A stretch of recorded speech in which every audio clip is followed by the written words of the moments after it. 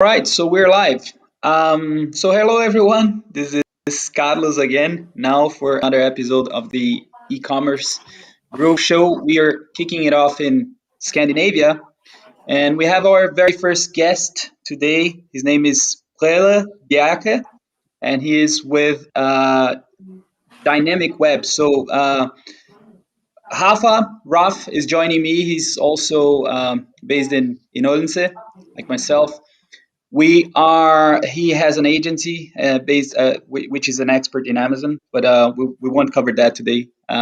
So Brede, we always start with the big picture. Tell us a little bit about yourself. How did you come about, working for Dynamic Web or working with Dynamic Web? And let's get to the real content about commerce, digital Yeah, transformation. yeah. So let's start with my name first of all. So for the international audience, my name is H2 in Danish. You would pronounce it Brede. It's like it's like a sound more than an actual name. In English, it would be Brede. Original Norwegian, but live in Denmark, and it's true. I work for Dynamic Web Software.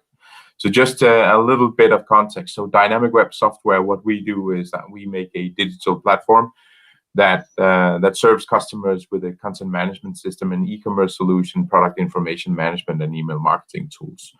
So not to make it into a sales pitch, but the difference between our software and our peers in the industry is that we deliver everything as a business suite, where others would look more into having a pillar or a silo of CMS, a silo of e-commerce, and then connect the two systems to each other.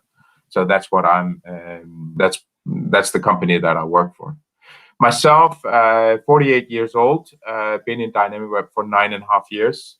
I'm not an IT guy. I Mhm. worked in businesses all my life, or worked with the business aspect of e-commerce all my life. So I'll look more into the technology stack from a business perspective than an IT perspective. Mhm.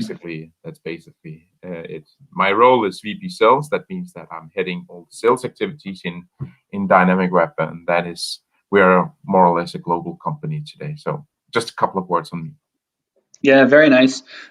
So perhaps we can start. I was looking at the website, and Yeah. you really do have some impressive brands here. I think Mhm. somewhere I saw 12,000 companies are using Dynamic Web, and I see that about 4,000 great companies rely on your software, which is Mhm. quite interesting.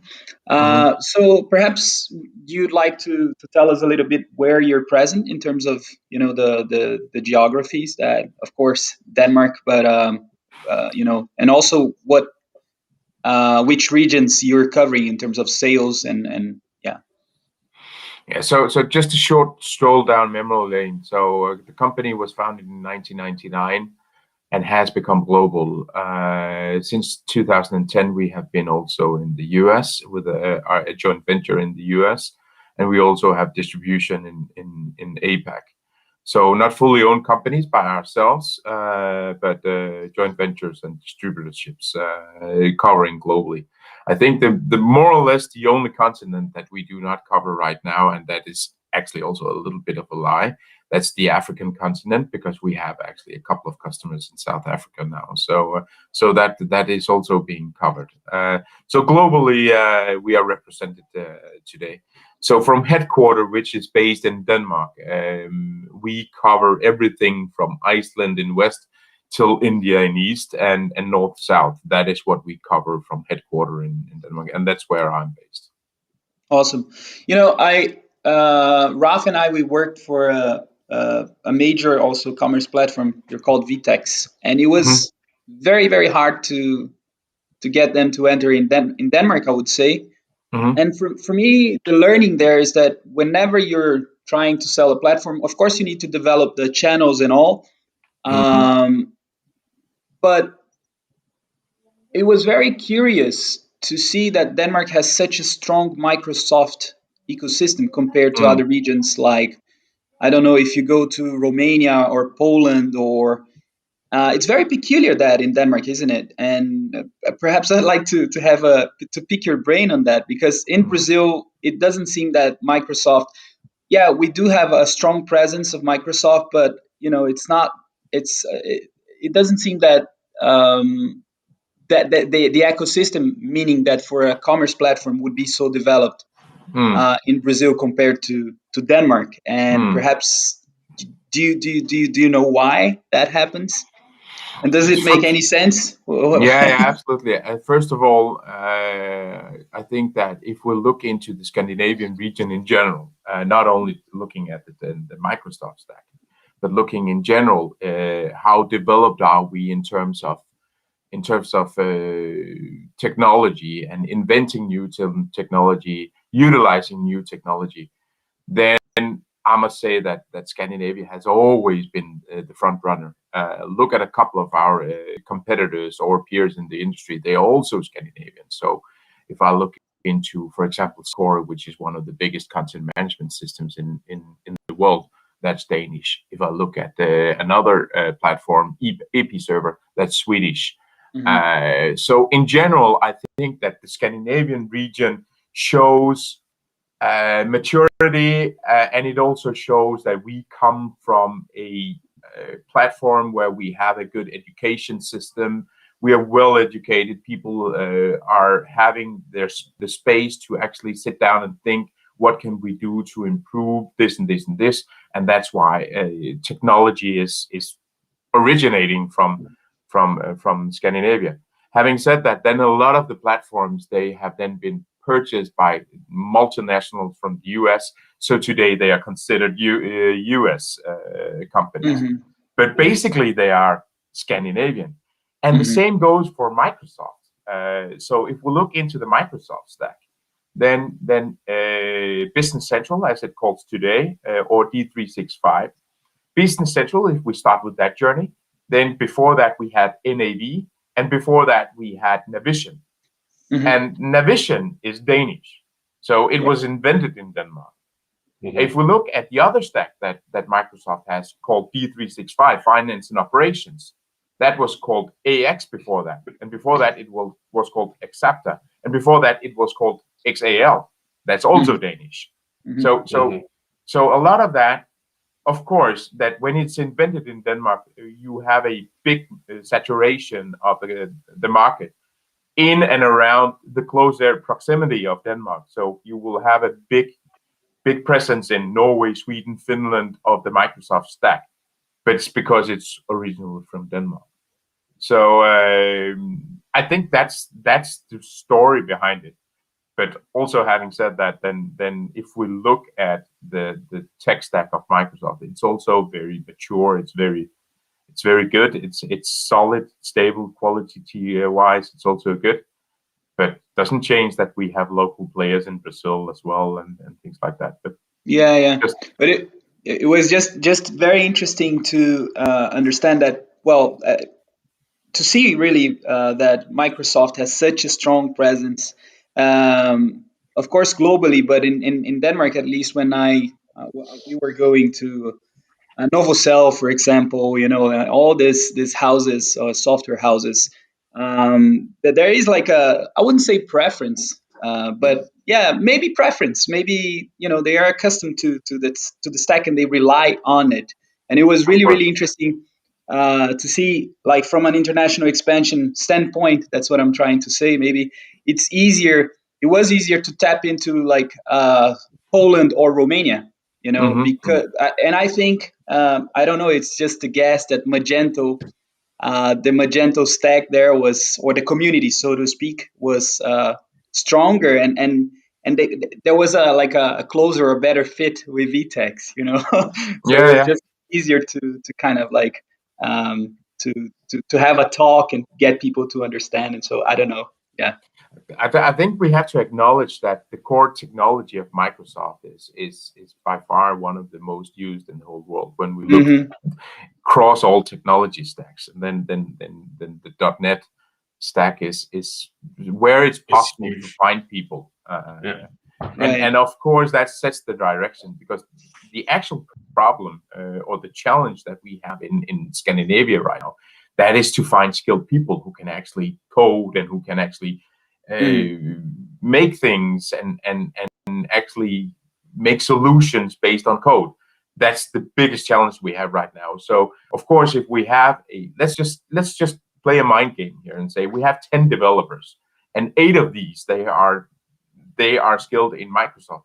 Of course, then Microsoft tech stack have an easier access to Denmark than other stacks.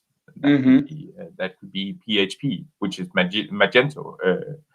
But then Magento has another approach and another strategy, that they release a free version to get the communities to work with it, and in that way build the tech, you could say, platform and ecosystem around that. So it is possible.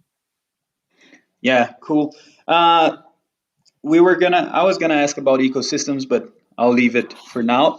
Let's talk about what you're seeing in terms of transformation. So in Denmark, like I've been doing this in the US, I think every country, like Brazil, Denmark, no country has been, digital transformation, let's say in terms of e-commerce, has hit everyone. So Yeah. we've seen growth across the border, and I'd like maybe a few words on what you've seen in Denmark and Scandinavia in terms of maybe your clients, your customers as well, their growth, and maybe comment on your growth as well, because I think one thing pulls the other, right? So Yeah.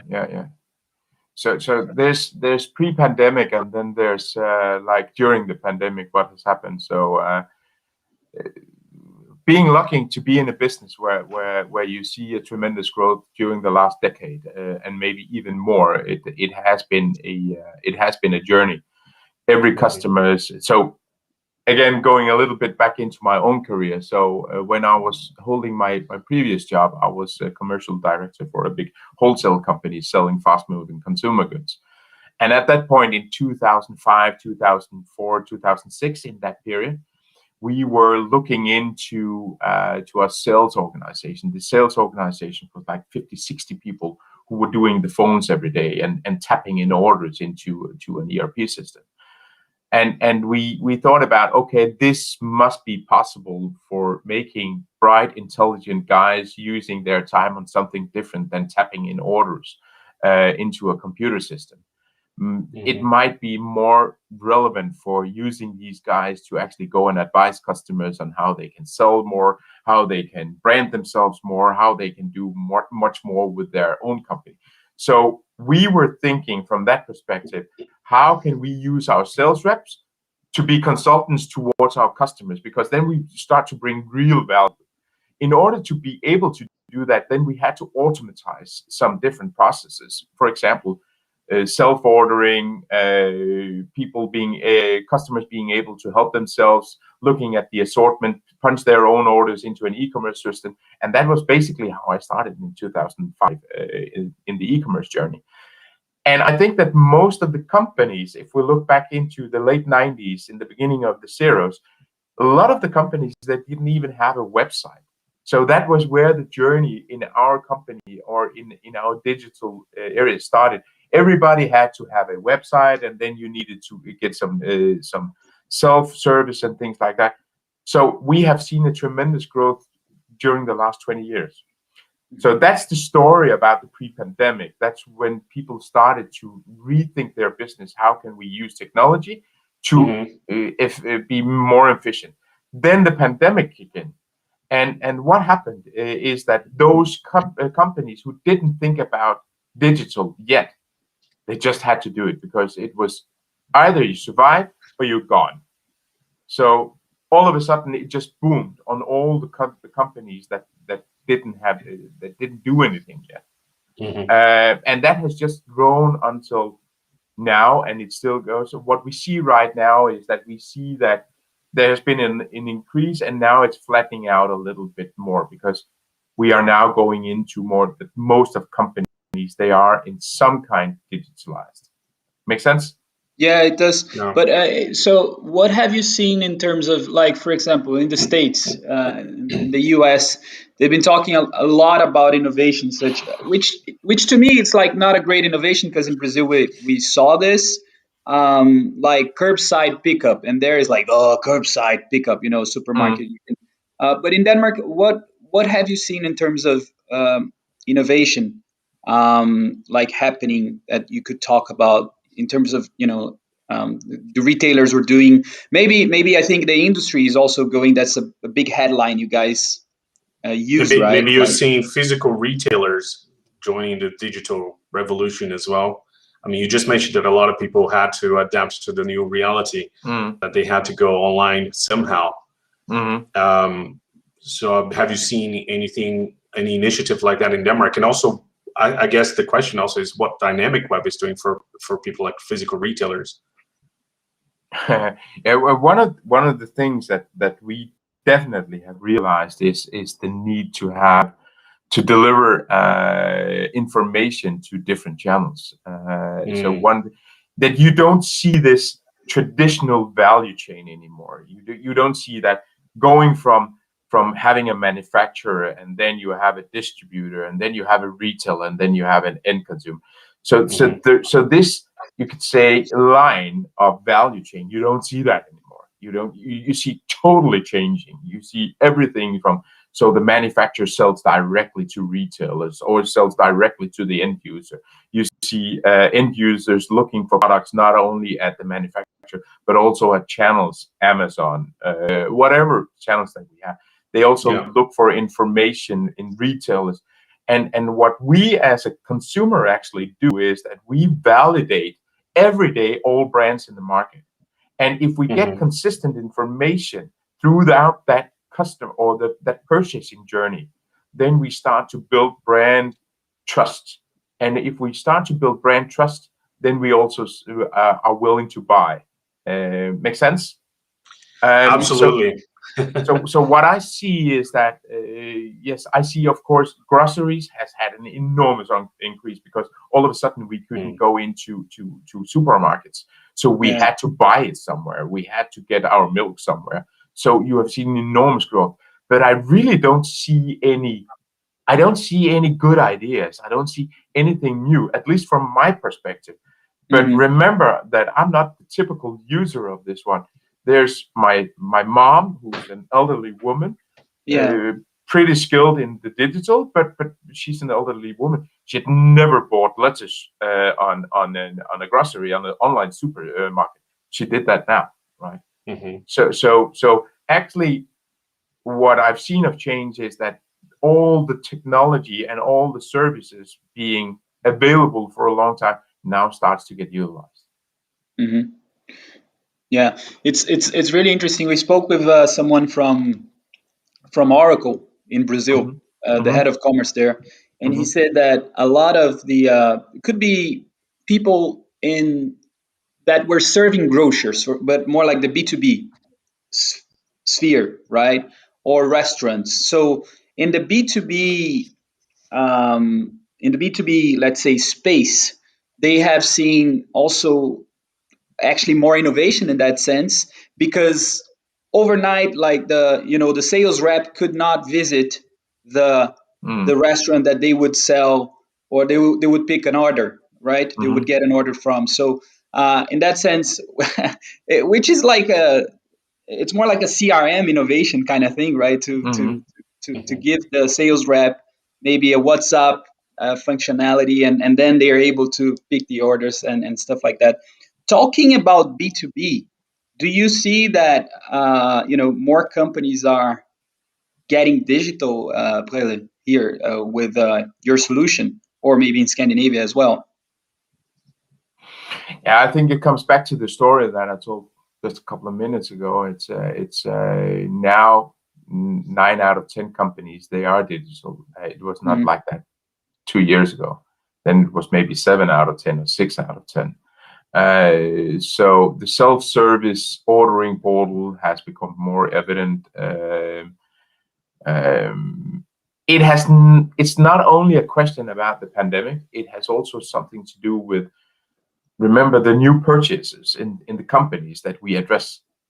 They're also younger than I am. I'm just an old guy, right? But the new people who comes into the companies now and who gets a job as a purchaser somewhere, they have grown up with digital. So they have done all their online purchases all their lives. They don't know anything else but Facebook. They don't know anything else but e-commerce because it's just a normal thing. So these guys, they also put the demands on what is it that I'm going to use a tool as being a buyer in this company. Then they go onto the web, they start Googling for products, they start searching for prices. And then when they go onto a website, they expect the same experience as they get on Amazon. They expect it. So basically what we are seeing right now is that it's been a story for a long time, but it's really, really picking up, is that B2B and B2C, in terms of functionality, it's the same. Mm-hmm. 10 years ago or 15 years ago, when I was in that other company and we built our B2B solution, it was like looking clunky. It was like very listy. It was like we thought that customers wanted to make orders like in an Excel and a spreadsheet. But what the reality is today, that customers, B2B or B2C, they expect the same buying experience wherever they are, at home buying a couple of sneakers, or being at work buying a fitting for something. Yeah, I think it makes sense. You can see now there's a lot of B2B websites that if they have an admin area where you log on to your own account, and the purchase experience is pretty much the same as a B2C website, because you just go around the website and you browse for the products. The difference would be the quantities you would be buying and the discount you would be getting.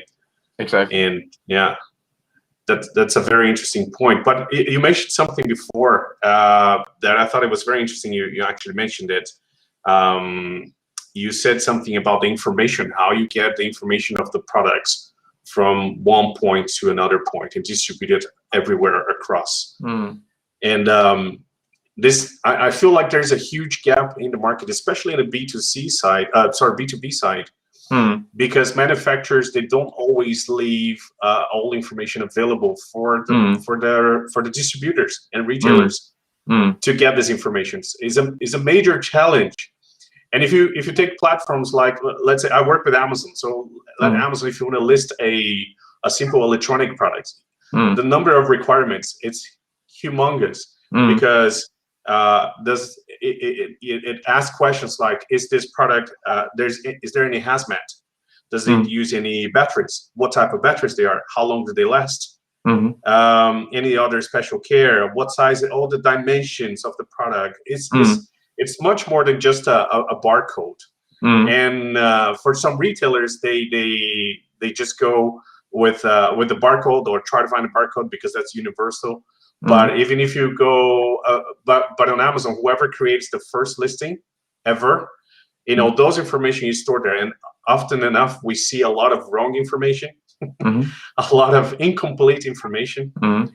And my question to you is, what is Dynamic Web doing about it? Is there any sort of work with manufacturers to get this, some kind of a library that would help distributors and resellers to get information about other products?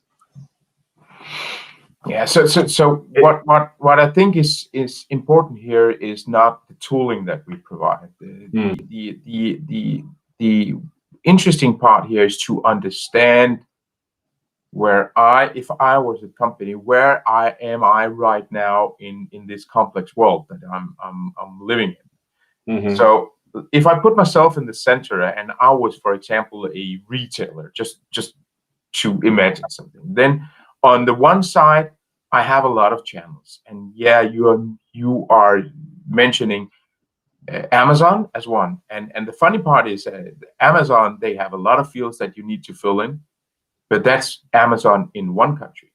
Then you have Amazon in another country, where you have other fields that you also need to address. So that's now, Amazon has now come into a channel multiplied by a number of countries, because depending on the country and the legislation in that country, you have to deliver a certain amount of you have different requirements. Yeah, exactly. So that is Amazon. But then you also have other marketplaces. You might also have the information, you need to deliver the information to your agents or to your partners. You might also be, as a retailer, I also need to make posters to my stores. I need to make flyers. I need to make whatever information available on my product. So that's also a channel. So that's on the one side, the complexity of all these channels in multiple currencies and in multiple languages with all the fields that is needed. Then on the other side, you have the upstream. So if I'm a retailer, I also have a lot of suppliers. So Adidas is delivering something, Nike is delivering something. Maybe I also, maybe I'm doing groceries. So maybe there's also some textile companies that lead them. And in between, I'm here. So how do I make the needs up here and combine these with the upstream? That is the real complexity. And there's only one answer to this, and that might be the tooling. And Dynamic Web is one tooling out there. That's making sure that how do you actually make it possible to deliver information in a consistent way to all the channels? And how do you make sure that you onboard product information on this side? And how do you then work in a process and workflow wise in the middle? That is basically the tooling that we have, makes it able. But other companies have the tooling as well. But I think the story here tells a little bit about the complexity that I am as a retailer, but it could also be a distributor, the world that I'm living in. Yeah, Dengar is a distributor, right, Hafa? Yeah. Dengar is a distributor, yeah. And then I want to pick your brain about your past experience and then do a panel between you both. What was the Well, in Dengar, it's selling electronics, right? Mostly. They evolved to sell some other kinds of products as well. So like cosmetics, for instance, it's basically non-food distributor, but it's part of the Flaggart group. Flaggart is a big distributor. They have supermarkets on the border of Denmark, Germany. Yeah. So they have a lot of products. I mean, they have a huge catalog. Cheaper beers. Cheap beers. I've been there. And yeah, it was. I sort of felt like while working there that it was a huge challenge for us to get information that we needed, especially and I'll mention more specifically when we start selling to Amazon, and I'm talking the B2B side of Amazon, not the B2C. There was many requirements as well, and some of their clients, they have some requirements because they wanted to sell to Amazon or sell to eBay or sell to other sales channels. So they required from us as a distributor all this information. So we literally we hired people in the office just to literally spend the whole day typing in product information and taking photographs and all that. And I was thinking, man, this is a lot of work. So in one sense, the Dynamic Web was very good at distributing all this information because I think we were using Axapta as a backend, but there's the websites for Dynamic Web.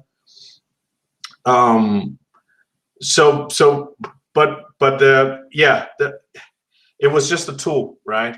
So we still need a lot of the inputs from the brands, inputs from other sellers to do a lot of research on Google to find product information, and that's a major challenge. I mean, this is a really big challenge. And then I think when you find tools that can enable this distribution, information distribution, that's really useful, right? And I'm totally in favor of that. And let's just moving out of the e-commerce and put it on another perspective, right? Communications with clients. This is my challenge nowadays. We are so sophisticated, but for many years since the .com boom, we still use emails to communicate with each other. And I can tell you, it's like a lot of emails every day. But there's so many other possibilities to talk to other people. So let me give you an example. In our company, we use Slack.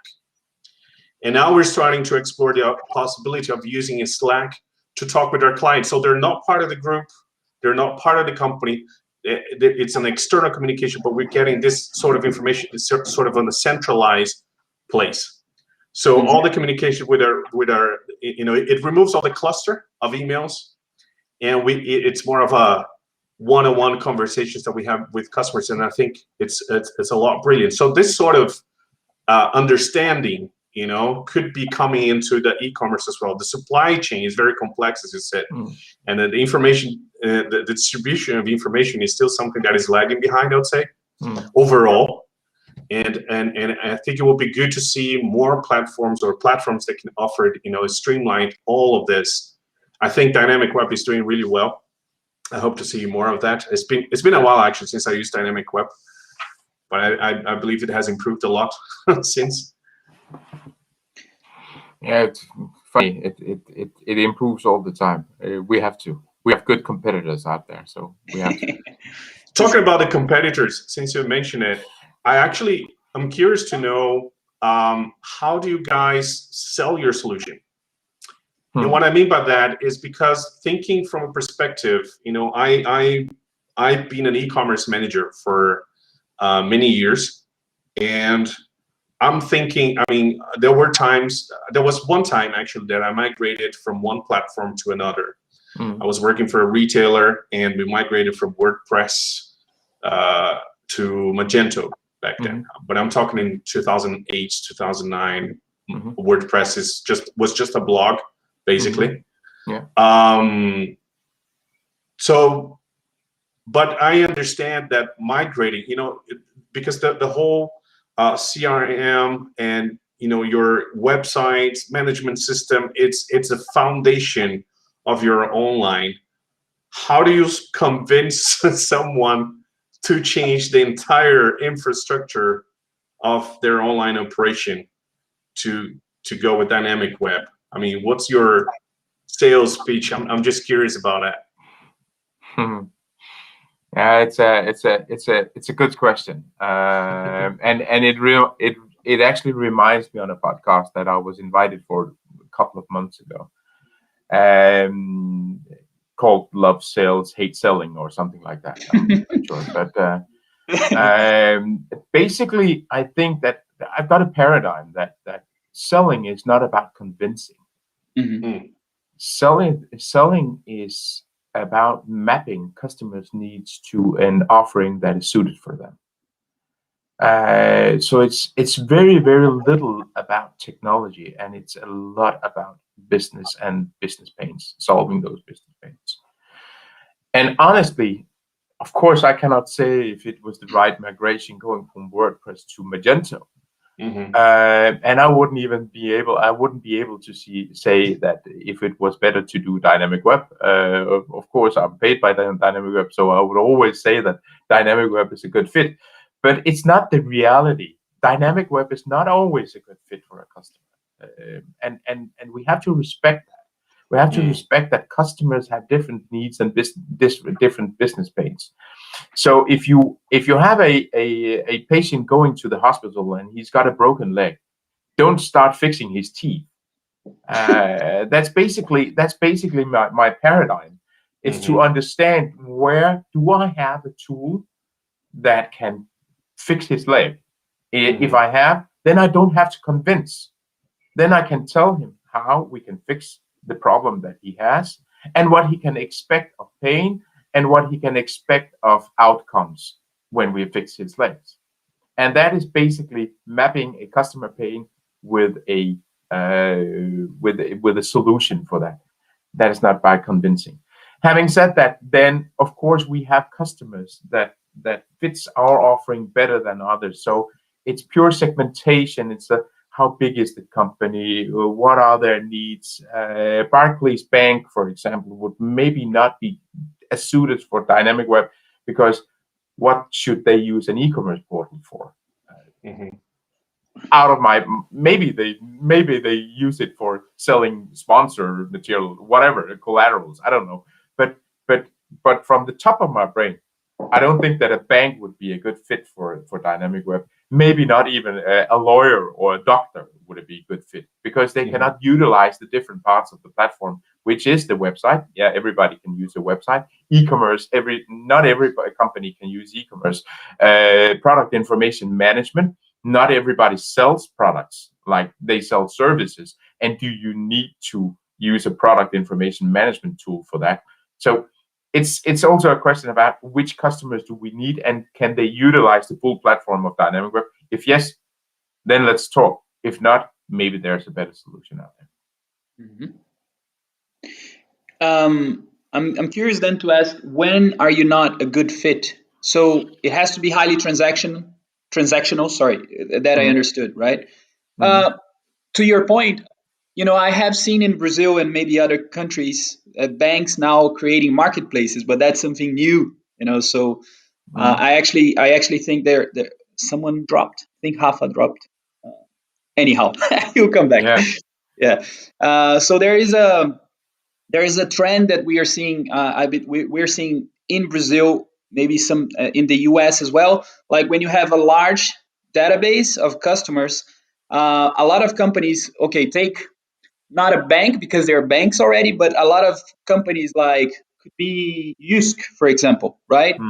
They are creating fintechs, because of their database. That is something that is common. Is happening at a really fast speed in Brazil. There's a lot of IPOs going on. So to your question, we'll go back to that. Otherwise, I'll digress too much. When are you not a good fit? That's the first question I have for you. That's really interesting, actually. Yeah. So it basically comes a little bit back to being able to answer, okay, this customer, will they be able to utilize all the different parts of Dynamic Web? Yes or no? So a customer needs a website. Yes. Okay. Hook that up. Good fit so far. Okay. Does this customer also need e-commerce or self-service portal? Is it possible? Maybe a entrepreneur who's building big skyscrapers or whatever. He has more use for a project management tool than an e-commerce solution. So maybe that's not a good fit as well. But if they use e-commerce, a retailer, okay, good, hook that off. Then looking at customers who has got products, that means physical products with some kind of complexity. So if a customer has a lot of products, that could be 50,000 SKUs, stock keeping units, maybe in variants, maybe in that they need to distribute to a lot of different languages, maybe a lot of different channels and things like that. If they can use that, that's a good match. If they don't need that, they maybe have 4 products. That's what they sell. Then maybe not Dynamic Web is a good fit. So it's not easy to give a black and white. Okay, if you are within manufacturing of clogs, you are not fitted. If you are doing sports shoes and sneakers, you are good fit.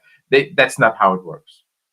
I don't know if it answered the question, Carlos, but no, I completely understand where you come from, because I think it's I've always been working in biz dev, and I find it, you could find the pains from all over. Like Eric and I, we had a chat about LinkedIn some time ago, and I mean, people are there for the most part. I think in our world, it could be in other channels as well, but you could find out, or let's say that you could influence someone who's not necessarily like a VP of commerce, or who's not even problem aware sometimes that they need your solution. So yeah, it totally makes sense where you come from. What I like to guys, sorry. I think it's fine. I think it's pretty easy to, in sales you can start not creating but awakening needs. And there's definitely the way that the world is evolving right now, where I say the value chain is totally breaking up right now. The number of touch points where I can get information about a product that I need is so vast that if I was a producer of a thingy, then I needed to take care of consistency of my product information throughout all the touch points, that I as an end user would be able to find that product information. I would be totally freaked out, because Yeah. it's simply not possible unless you have technology to support you in that thing. So that's my take is here that I can simply ask 2 or 3 questions. Do you have problems in delivering consistent data to different channels? Yes or no? No, I don't. Okay. Do you use a lot of time in maintaining your product information? Yes, I do. Okay. In which systems are you maintaining? Oh, in spreadsheets and in databases, and some is also in my inbox, and some is in a Word file, and blah blah blah. Okay, where do you have all your photos? We have that a little bit in the marketing, and a little bit in purchase, and a little bit in blah blah blah. So it's easy to awake a need here, and the need is evident. Perfect. What is the single biggest? I don't know if that is a good question, but what are the trends that you're seeing right now, Plele? Let's talk about. We're gonna wrap up soon, so if you were to talk a little bit about trends and what is it that you're seeing? Because we again, Brazil, US, we're seeing more retailers or the creation of retailers, industries going to commerce, right? The creation of ecosystems, as I said, companies like that have large databases, innovating in that sense, so creating banks and doing some interesting partnerships. What are the other things that you're seeing from, let's say, from Scandinavia? Because that's the first time we're talking to a Scandinavian company, so to speak. So that would be cool to have your take on that. It brings me a little bit back to a point that I said a couple of times during this talk. The direct to consumer. Got it.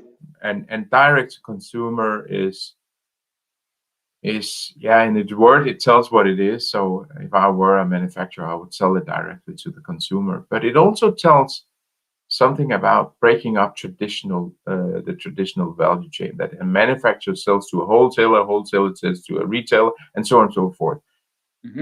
You will also, in a B2B aspect in the future, you will see your own supplier selling to your customer.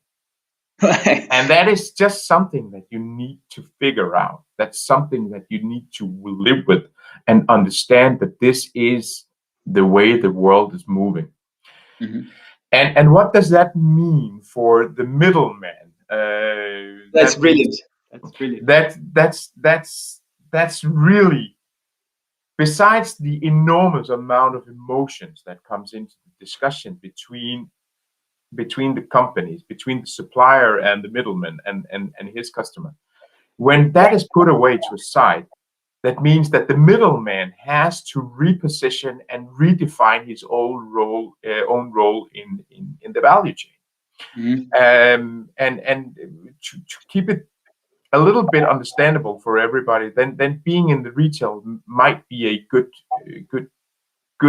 example to use. So I was in New York a couple of years ago. And I went into to a store that was actually the flagship store of Adidas in New York. And what I saw here in that store was that these guys, they are really not selling products.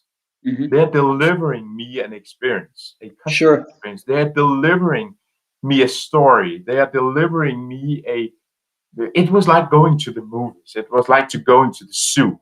It's something like that. That gave me a brand experience, which was so little about buying a product.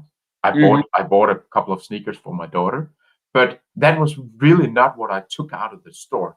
So Adidas, they had redefined what is it their store should give me as a user, not necessarily selling, but telling me their story. That was what I get from that, and that is what we will see throughout all businesses.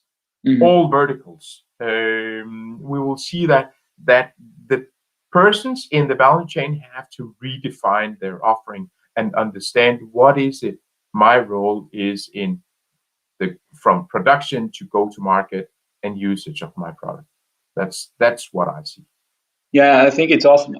Like we could take this we could take another avenue even to talk about the role of the salesman, right?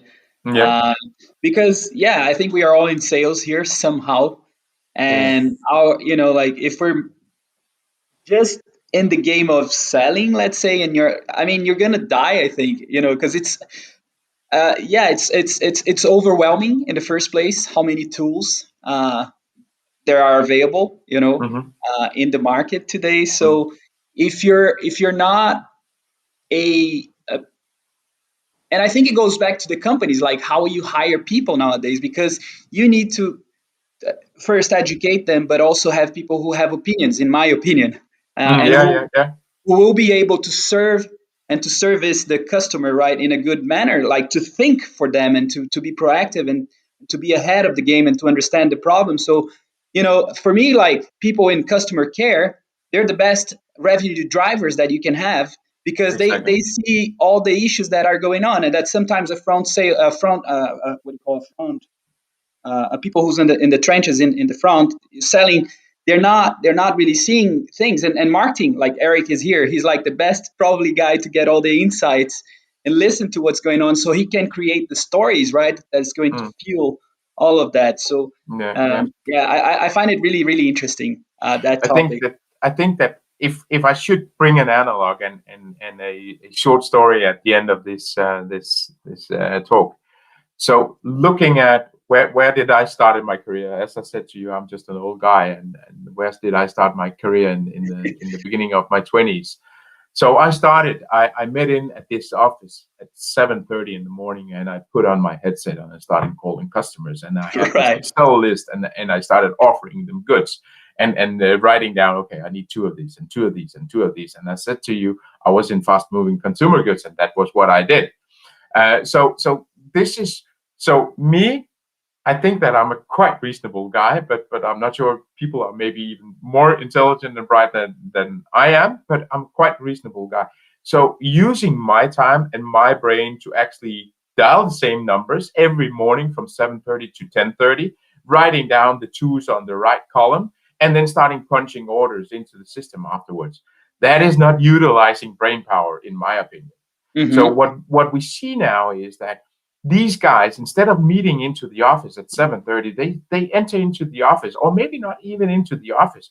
They go to their customers to be in their physical retailers, telling them how they should position their goods, how they should sell their goods, how they should maybe make some exhibitions, and maybe they should talk about customers, how to take care of the products and things like that, because that is consultancy and that is bringing value to the actual customer.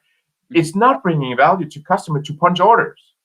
Of And course. that's the switch that we see now, and that's the same with the Adidas store. This nice girl, she was talking about how they produce their shoes, how Mm-hmm. that changed from 10 years ago, and how they are actually focusing on using organic material, and how they sponsor things that can make life easier and better for me and for you and for all. That's brilliant in my world. Brilliant. um Raf, one last question, if you like, so we let off our hook. And Yeah, well, sorry guys, I had a issue connection with my internet here. I don't know what happened.